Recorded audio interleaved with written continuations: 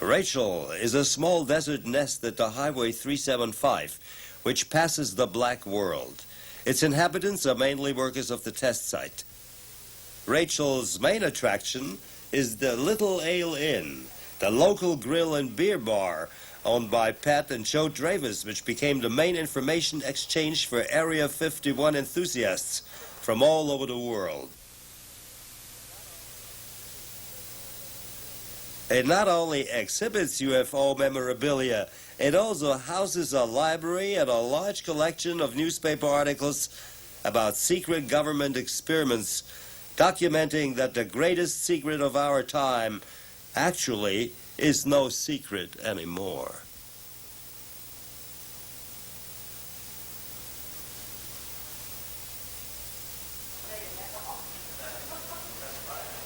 Aviation expert and writer Jim Goodall was one of the first who lifted the veil of silence.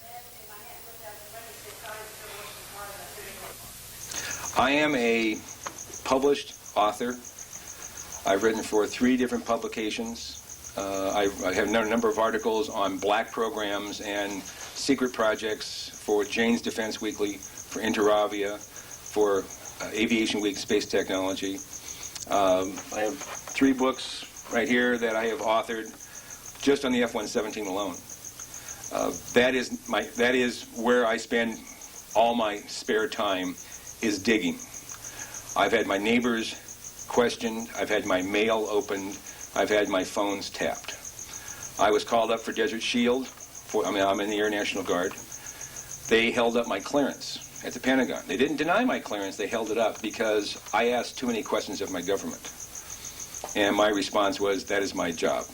As an American taxpayer, it's my job to question my government whenever I feel it fit, and I do. And I make a lot of enemies, and I'm referred to as that SOB from Minnesota. I have quite a reputation in the Pentagon for being able to dig up information when no one else can. What's going on in Area 51 today, based on information from first-person interviews I've made over the last 6 or 7 years, there are at least 8 black programs flying out of Groom Lake, out of Area 51. That does not count the B-2 bomber because it's not a black program. It does not count the F-117, which is virtually a white program today.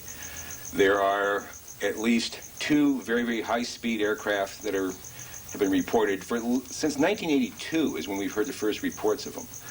One of them is a small aircraft. It goes approximately Mach 4 to Mach 6. There's an aircraft that has been tracked out of the Bay Area TRACON in Oakland, California by the Federal Aviation Administration Center at least 8 times since 1986, flying in excess of 10,000 miles an hour going through controlled airspace, and a very, very large aircraft at that.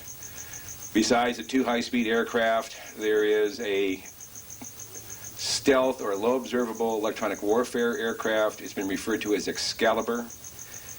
There is an aircraft that is designed to fly very, very high, but very, very slow and very, very quiet. There's been some rumblings or reports as a flying triangle, much like the canceled McDonnell Douglas General Dynamics A-12 that was going to be an attack aircraft. Just recently, out of Lancaster, California, taken off from Palmdale, which is Air Force Plant 42, and that's where the B-1 was built. The B-2 bomber is being built there. The F-117 is being serviced there in the U-2 operations. There has been at least 3 sightings of triangular-shaped aircraft being launched out of that area. They made no noise, and just the people just happened to look up and see these things leaving the area at relatively low altitude. But again, no noise. Are there any unconventional technologies, propulsion technologies involved? Yes, I have had the opportunity over the years to interview, again, people who have worked at the test site at Groom Lake. One gentleman spent 12 of his 30 years in black programs at Groom Lake. When I asked him, I said, first of all, I said, do you believe in UFOs? And he looked at me with a straight face in one-on-one. He said, absolutely, positively, they do exist. I said, can you expand upon that? And he said, no, I can't. About A year later, we were talking about, again, activities at Groom Lake. And I asked him, I said, you know, can you really tell me what's happening out there? And he said, well, there's a lot of things that are going on there that I won't be able to tell you until the year 2025. But we have things in the Nevada desert that would make George Lucas envious. Another individual who was an NCO, an E9, which is the highest grade you can get as an enlisted man. He's a chief master sergeant in the Air Force.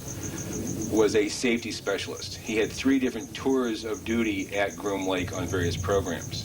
Now, he had no connection with my friend who worked on the other black programs. We were talking, I interviewed him at Nellis in 1985, 86 time frame.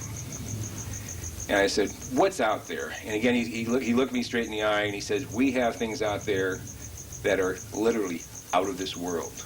I said, explain. He said, I can't. But trust me. He said, we have things that are better than Star Trek, better than anything you can see in the movies. He said, are they airplanes? He said, I can't comment.